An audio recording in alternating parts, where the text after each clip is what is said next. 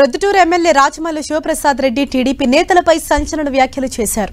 రాజకీయంగా తనను వైసీపీని ఎదుర్కోలేక తన ఫోన్ ట్యాప్ చేసేందుకు ప్రయత్నించారని హాట్ కామెంట్స్ చేశారు.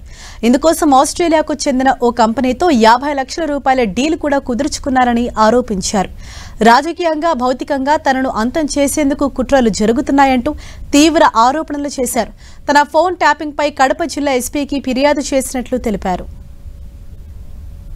పెద్ద కుట్ర చేస్తా ఉన్నారు.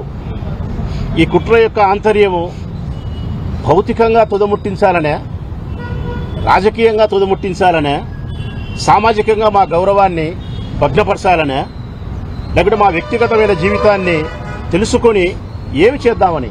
ప్రతి మనిషి జీవితంలో వ్యక్తిగతమైన జీవితం అంటూ ప్రతి మనిషికి ఉంటుంది. భార్య, పిల్లలు, వారి కుటుంబ విషయాలు, రాజకీయాలలో మా పార్టీకంటూ కొన్ని విషయాలు, కొన్ని సమాచారాలు ఉంటాయి.